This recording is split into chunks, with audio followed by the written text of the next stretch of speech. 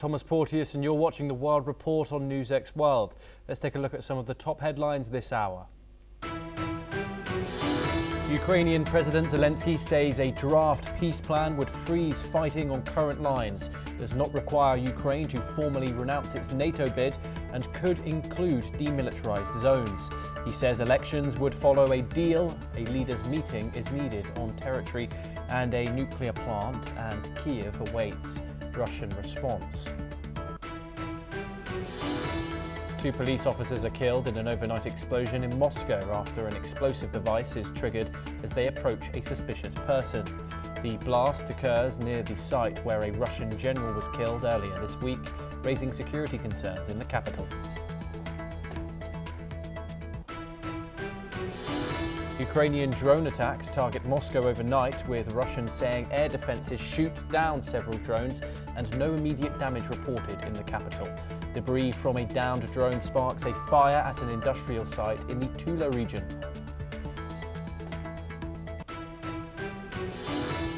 The US State Department says it will deny visas to 5 people, including a former EU commissioner, accusing them of pressuring American social media platforms to suppress certain viewpoints. The former EU tech chief rejects the claims as a witch hunt.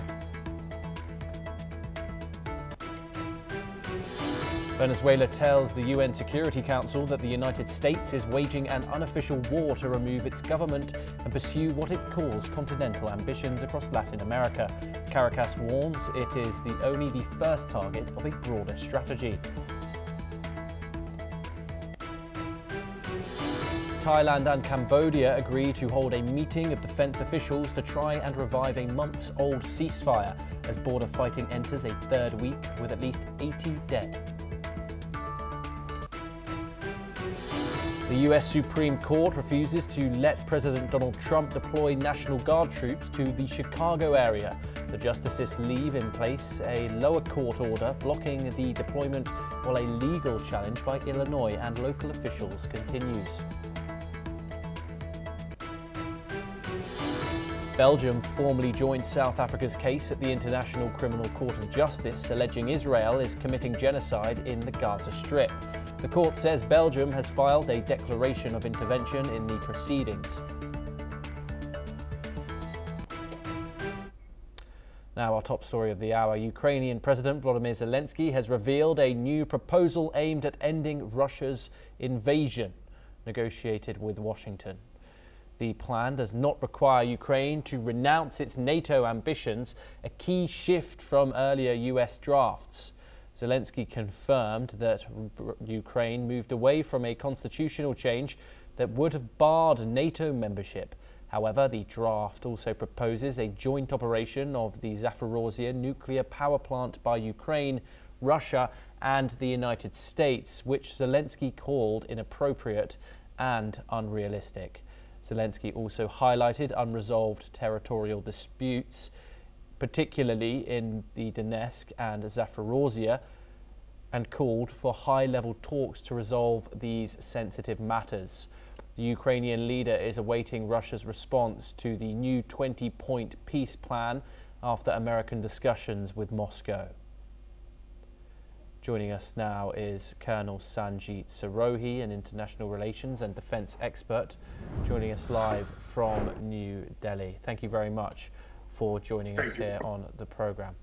Of course, Colonel, territory is the bottom line here. Once again, a sticking point. Zelensky moving forward with a plan. NATO membership seems to be negotiable. Demilitarized zones seem to be negotiable. However, territory seems to be the sticking point here. If Zelensky continues not conceding any, will Vladimir Putin press on with this war militarily and see how much he can occupy to give him even more leverage with the United States going into these peace talks? Well, Thomas, I fully agree with you. If Zelensky is not ready to concede the territory or give up the territory which Putin is asking for in Donbass area, then I don't think there will be any peace.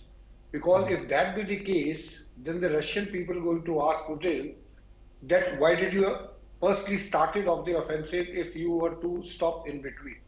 So that is a big question, and I think Putin is not going to consider this proposal. He is going to stick with this proposal that whatever Russia has asked for the territories in Donbass region, they would like to have that. And in addition to that, in Kherson and Zaporizhzhia, wherever they are holding the lines, they are going to take that. So if Zelensky is not ready to concede that territory, then I think that this peace talks are of no value and there are no consequences in future also. Thomas. Yes, indeed. Another thing, the Zaporizhzhia nuclear plant, the largest in Europe, is another crucial point of contention here. Russia, of course, claims it in the territory that it does want to be part of its own. What is the importance behind the power plant? And what will this... He has said that this joining NATO is negotiable. Now, that also, I think it is from the American side. Whether Russia is going to accept that or not, none of these 20 proposals which have been offered to Russia, Russia has not even given any comment on that. So let's see what is the Russian position. But as far as these 3 points are concerned, that is the nuclear plant of Zaporizhzhia, number 2, the NATO membership, and thirdly, the territories. These are the 3 crucial points. Until unless Putin agrees to these points, I don't think we are going to head towards the peace talks. Indeed. Colonel Sirohi, do stay with us as we have further updates, this time coming out of a related update. And Ukrainian President Volodymyr Zelensky has announced that Ukraine would hold a presidential election as soon as possible after signing a deal to end the war in Ukraine. Zelensky revealed that the latest version of the United States-Ukraine draft plan includes a provision requiring elections to take place promptly once the agreement is signed. This proposal, which has been sent to Moscow, outlines the path to a potential resolution of the ongoing conflict.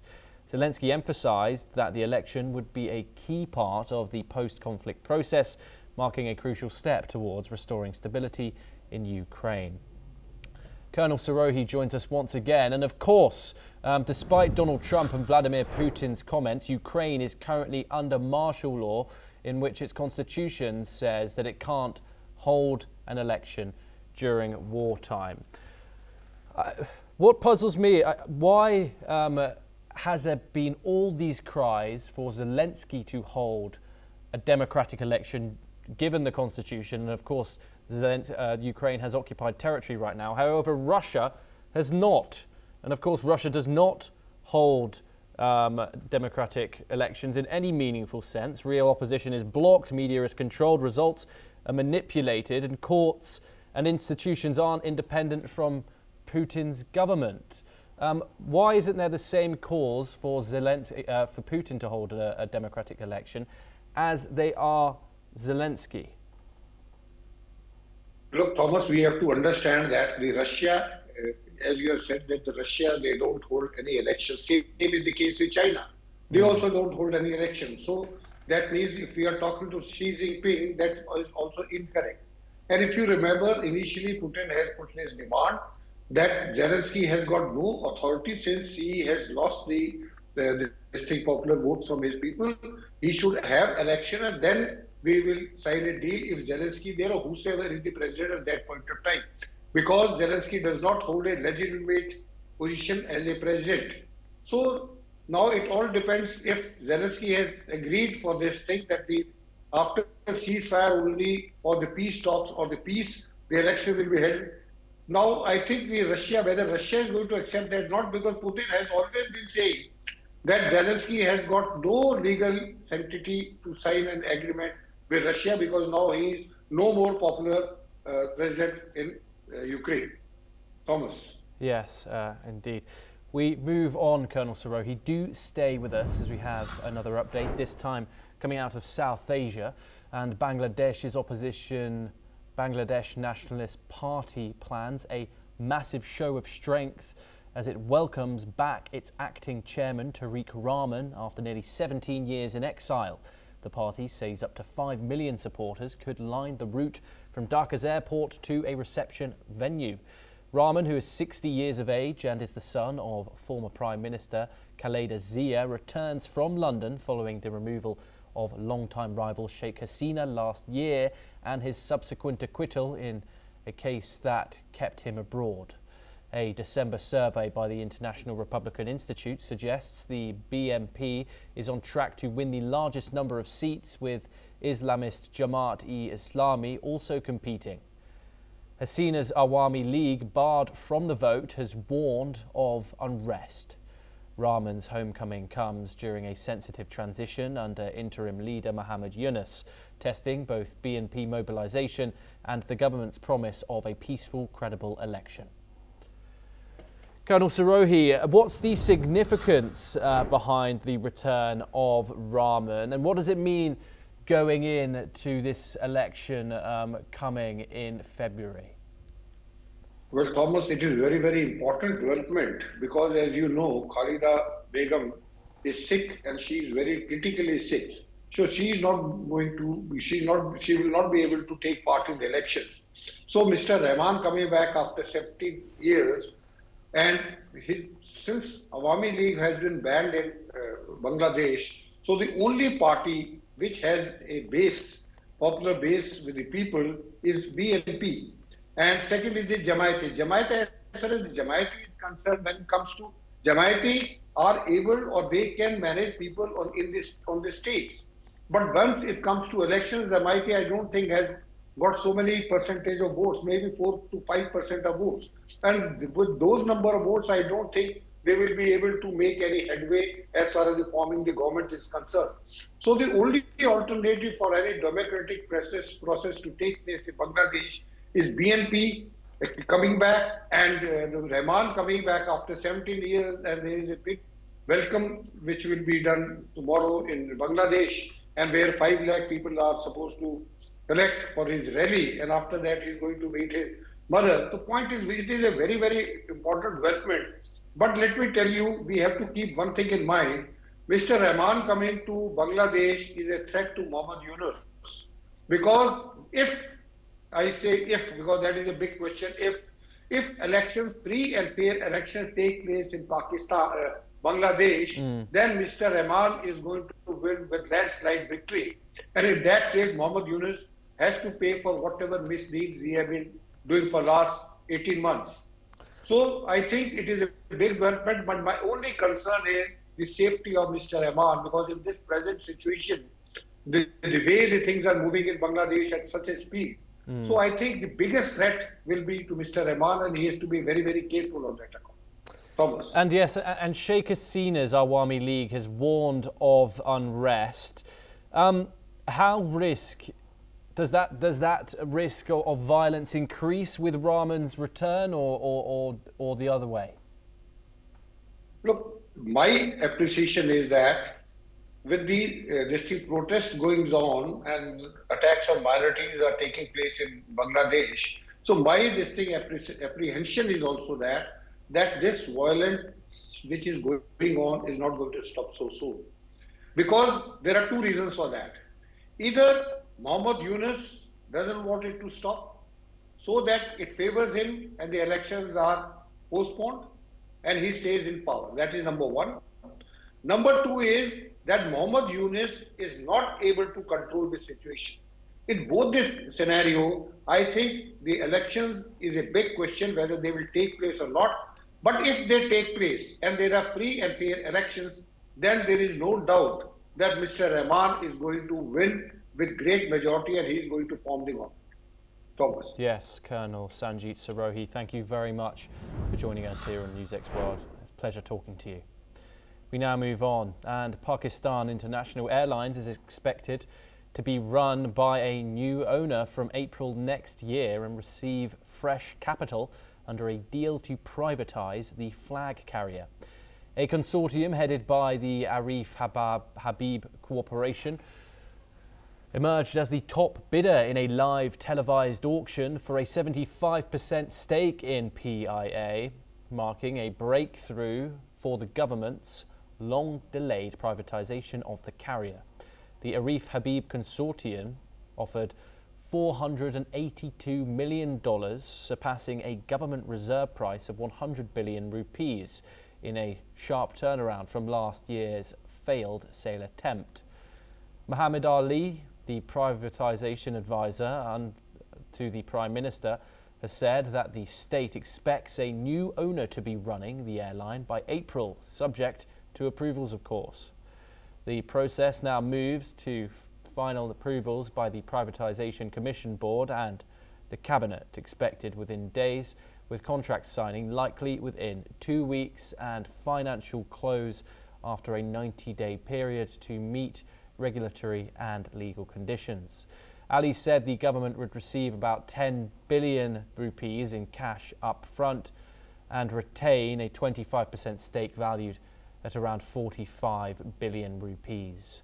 The winning consortium also compromises fertilizer maker Fatima, private school network City Schools and real estate firm Lake City Holdings Limited.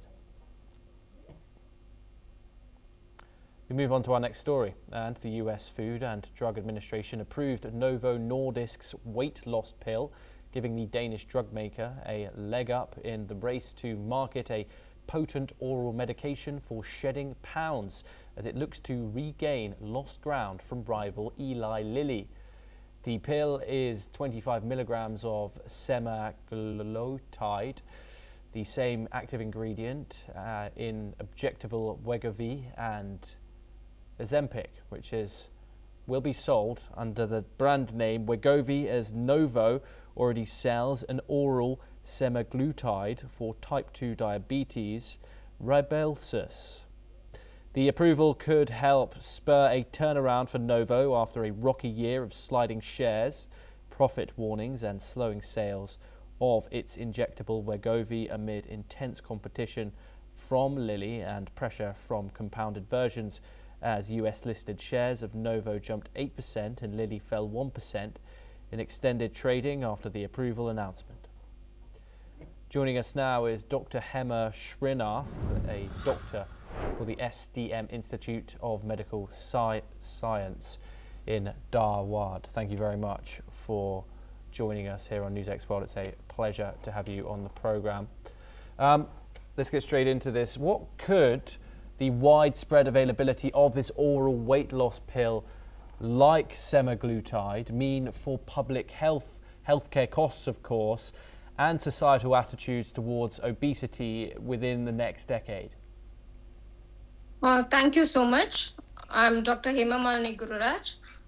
As we all know, obesity is the trending epidemic in all the countries. So we had injectable drugs available for obesity management, as you told already, like Ozempic, Mounjaro and all.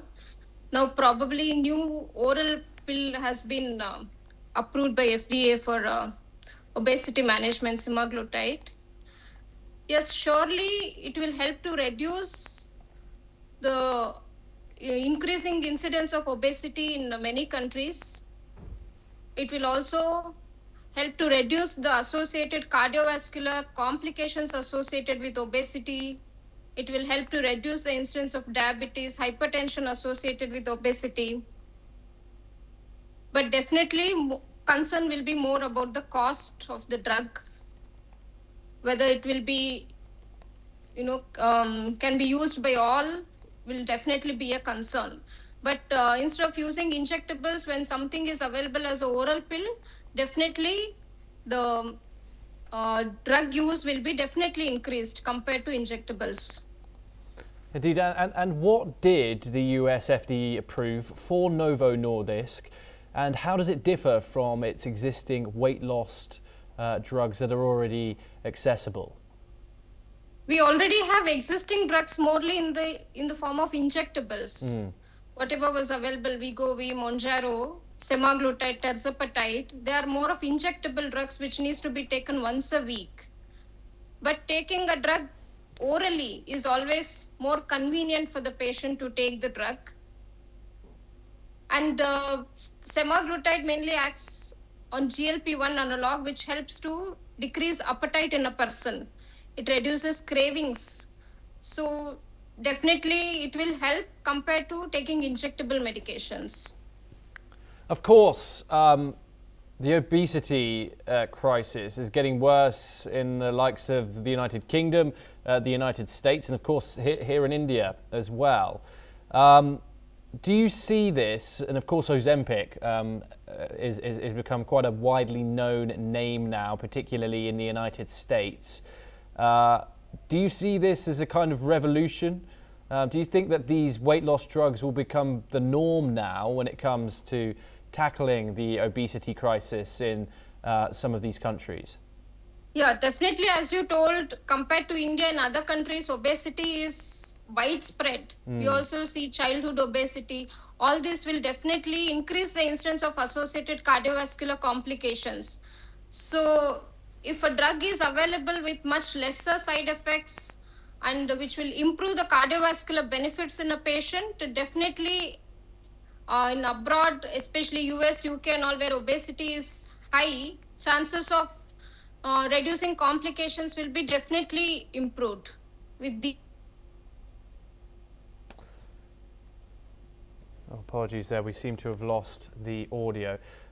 Just hopefully we can get that sorted just in a sec. And of course, what are the side effects that you talk about? Say you wanted to lose weight healthily, of course, no side effects from that. But if you were to take one of these drugs, which speeds up the process, what will the negative side effects be? And a company's working to cut them out?